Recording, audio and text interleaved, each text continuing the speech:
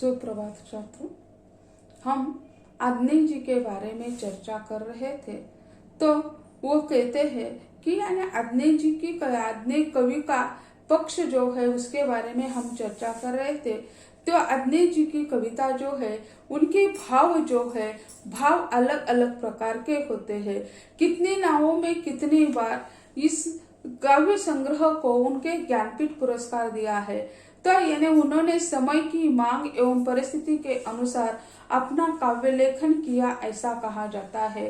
तो उसी समय की जो परिस्थितियां थी उसका उन्होंने चित्रण कर दिया है। तो समय की मांग के अनुसार उन्होंने कविता लिखी है। अग्नि जी ने अपनी कविताओं में भाषा प्रभुत्व का परिचय दिया है। उन्होंने कुछ शब्दों की ध्वनियों का कलात्मक प्रयोग किया है, क्रियाओं का कुशलता के साथ प्रयोग किया है। सशक्त भाषा के माध्यम से कवि ने चित्रात्मक एवं जीवंतता प्रस्तुत की है। कई कोष्टक में शब्द रखकर कवि अपना अभिलक्षार्थ व्यक्त करता है। कवि ने अपना तो कई क्रिया विशेषणों का अर्थवाही है। यथास्थान पर तुर्कों और अनुप्रासों का प्रयोग हुआ है। अग्नि ने अपने काव्य में जो प्रतीक अपनाए हैं, तो ये अग्नि जी ने अपने काल में नई प्रतीकों को खोजा है। पहले जो कविता है छायावादी कविता है, वो प्रकृति पर कविता है। इसी कारण उन्होंने प्रकृति जो है तो उसको छोड़कर जो अच्छा लगता है उसका प्रयोग छायावादी कवियों ने दिखा। लेकिन इस काल में जो प्रयोगवादी जो कविता है उन्होंने जिस चीजों को यानी ये छायावादी कवि ने नहीं अपनाया, उन चीजों को उन्होंने अपना लिया। जैसे कुकुरमुत्ता जैसे विषय पर भी कविता लिखी है। निराला जो है उन्होंने कुकुरमुत्ता कविता लिखी है। लेकिन जैसे जो या बल्ब हो घास हो तो वहां तक यानी अग्नि जी ने अपने विषय बनाए हैं। व्यक्ति और समाज से संबंधित है। लोक प्रचलित मुहावरों और किंवदंतियों का उपयोग में लाया गया है। जिन बिंबों का प्रयोग अग्नि जी ने किया है उससे कविता में एक प्रकार से संवेदना निर्माण होती है। तो अग्नि जी की जो कविता है वह यानी समाज का चित्रण, व्यक्ति का चित्रण करने वाली है। और उन्होंने जो प्रतीक अपनाए हैं वो प्रतीक व्यक्ति और समाज से संबंधित है। तो समाज से संबंधित रखने वाले प्रतीकों का चित्रण उन्होंने कर दिया है। उनकी कहानियां जो है, कहानियों को हम देखते हैं। अग्नि जी ने हिंदी कहानी के परंपरागत शिल्प को छोड़कर यानी नवीन शिल्प को अपनाया।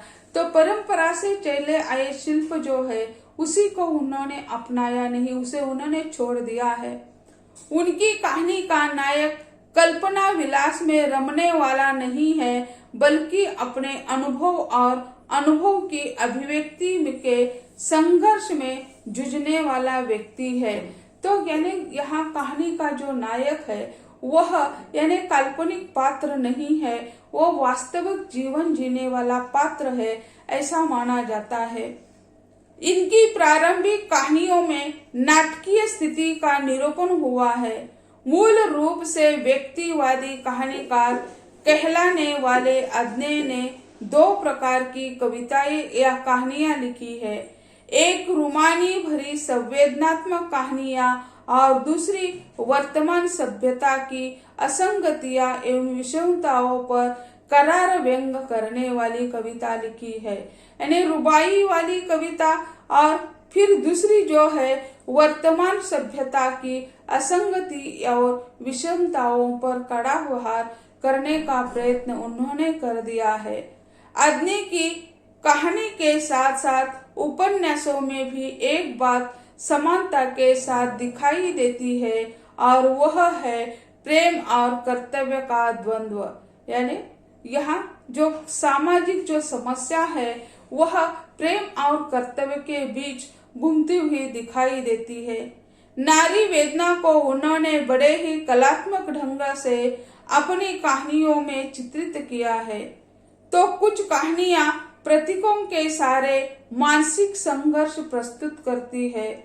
आग्नेय जी की एक विशेषता है, उन्होंने मनोवैज्ञानिक कथाकार के रूप में भी पहचाना जाता है। आग्नेय जो है उन्होंने कई मनोवैज्ञानिक भी उपन्यास लिखे हैं, कई कहानियां लिखी है। जैसे जो उनकी जो कहानियां है, तो कहानियां भी है और उपन्यास भी है। शेखर एक जीवनी, नदी के द्वीप, अपने अपने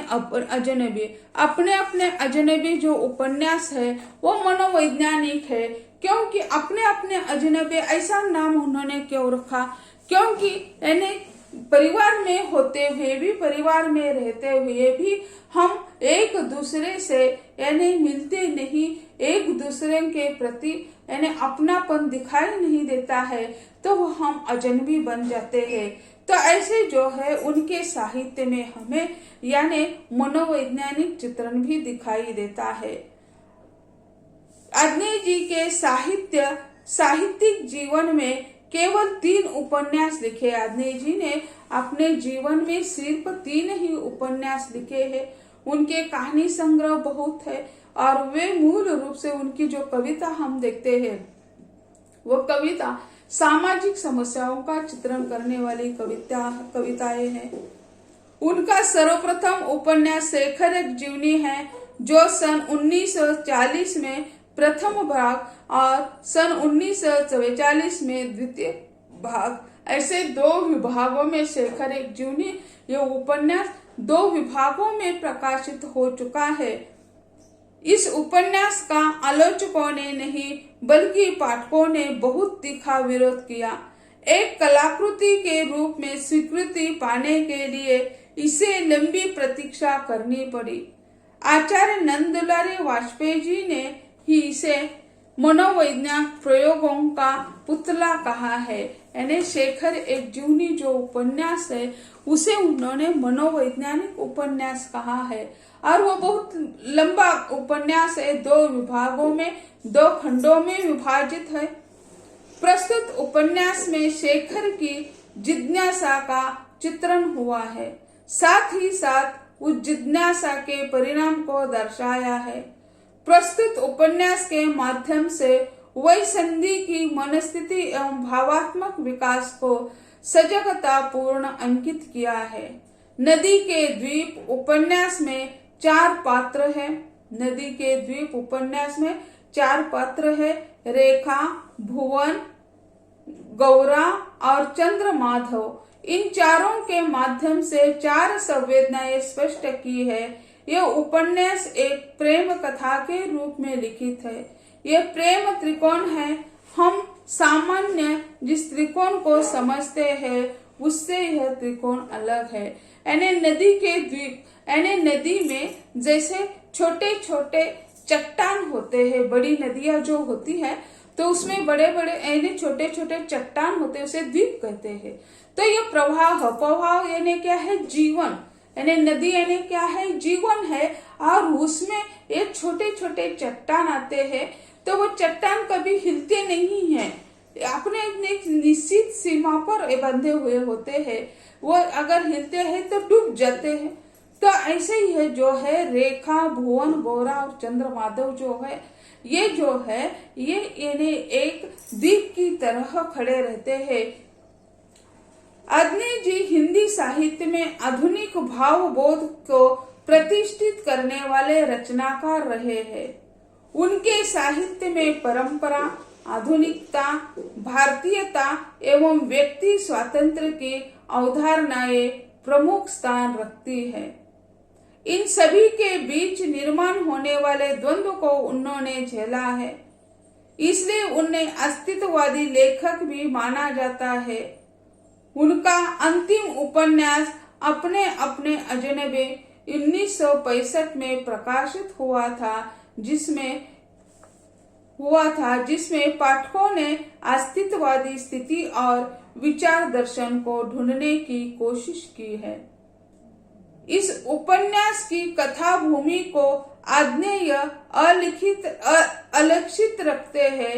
योके और सेल्मा नामक 2 स्त्रियां हैं। इन दोनों के संवादों में जीवन, आस्था, मृत्यु, स्वतंत्रता आदि की चर्चा हो रही है। ये दोनों महिलाएं बर्फ के तूफान में फंसी हुई है, जिसके कारण उनका बाहरी दुनिया से संपर्क टूट चुका है। सेल्मा बूढ़ी और बीमार है और ओके युवा है। ओके को उसके प्रेमी सोरेन ने धोखा दिया था, मजबूरन उसे बुरा कार्य करने के लिए प्रेरित होना पड़ा या बुरा कार्य करने पड़ा है। वह चाहकर भी मर नहीं सकती। सेल्मा कैंसर से पीड़ित है। वह जानती है कि कभी न कभी उसे मरना है। उपन्यास में सर्वत्र मृत्यु की गंध है, जो उपन्यास को मृत्यु से साक्षात्कार का व्याख्यान बनाती है। तो अदनेय जी ने ये 3 उपन्यास लिखे। तीनों के विषय अलग अलग है। एक शेखर एक जीवनी वो अलग है, और दूसरा जो है नदी के द्वीप, वह तो 4 पात्र है, और अपने अपने अजनबी जो है वह इसमें यानी 2 उसमें स्त्रियां चित्रित है, और वो दोनों का जीवन अलग अलग दिखाई देता है। तो यानी यहाँ उपन्यासकार के रूप में या कहानीकार के रूप में अदनेय जो है हम देखते हैं, और यात्राकार के रूप में अदनेय जी का जीवन किस तरह है। यात्राकार के रूप में अदनेय जी यात्रा वृत्त को लेकर भी काफी जागरूक साहित्यकार रहे हैं। सन 1953 में उन्होंने अरे यायावर रहेगा याद यात्रा साहित्य का प्रकाशन किया। 1953 में अरे यायावर रहेगा याद यह यात्रा साहित्य उन्होंने प्रकाशित किया। इस रचना में स्वदेश की यात्राओं का वर्णन उन्होंने किया है। सन 1960 में एक बूंद सहसा उछली यात्रा साहित्य का प्रकाशन किया, जिससे अदनेय जी विदेश यात्राओं का यानी अरे यायावर याद रहेगा, इसमें उन्होंने स्वदेशी यात्राओं का वर्णन कर दिया। और एक बूंद सहसा उछली, इसका यह यात्रा वर्णन जो है इसमें विदेशी यात्रा का वर्णन कर दिया है। अपने इस यात्रा साहित्य में रचनाकार ने सूक्ष्म सूक्ष्म बातों का उल्लेख किया है। यह जो उनका रचना साहित्य है उसमें सूक्ष्माति सूक्ष्म चित्रण उन्होंने अपने यात्रा वर्णन में कर दिया है। तो ऐसे युग प्रवर्तक या हिंदी साहित्य में युग प्रवर्तक के रूप में जो 4 साहित्यकार रखे गए थे, उसमें भारतेंदु, आचार्य महावीर प्रसाद द्विवेदी, जयशंकर प्रसाद और अदनेय जी। तो हर एक काल के एक लेखक इसमें रखे गए हैं। भारतेंदु सबसे पहले यानी आधुनिक काल के प्रणेता माने जाते हुए है। आचार्य महावीर प्रसाद द्विवेदी है, उन्होंने भी हिंदी साहित्य के प्रचार प्रसार के लिए बहुत सारा कार्य कर दिया है। भारतेंदु छायावाद के प्रवर्तक माने जाते हैं, और अदनेय जी जो है प्रगतिवादी विचारधारा यानी पहला सप्तक, दूसरा सप्तक, तीसरा चौथा ये सप्तक निकालने वाले कवि माने जाते हैं। तो ऐसे 4 विद्वानों के द्वारा हम देख सकते हैं कि यानी उन्होंने किस तरह कार्य कर दिया है। तो छात्रों यानी जो यूनिट था पहला हमारा कि युग प्रवर्तक के रूप में 4 विद्वानों का वर्णन, तो इसमें इसके साथ साथ हम यानी इसमें 4 विद्वानों पर कई प्रश्न हमने तैयार कर दिए, उसके बारे में हम चर्चा करेंगे। तो यह प्रश्न परीक्षा के बारे में भी महत्वपूर्ण है। इस पर इन प्रश्नों पर यानी परीक्षा में विचार किया जाता है। तो इसमें पहला प्रश्न जो है वह है आधुनिक काल का प्रारंभ 1900 से डैश विद्वान मानते हैं। पहला जो प्रश्न है आधुनिक काल का प्रारंभ संवत 1900 से डैश विद्वान मानते हैं। पर्याय है उनके आचार्य रामचंद्र शुक्ल, आचार्य महावीर प्रसाद द्विवेदी, आचार्य जयशंकर प्रसाद, आचार्य रामकुमार वर्मा। पर्याय देख लीजिए, आचार्य रामचंद्र शुक्ल, आचार्य महावीर प्रसाद द्विवेदी, आचार्य जयशंकर प्रसाद, आचार्य रामकुमार वर्मा।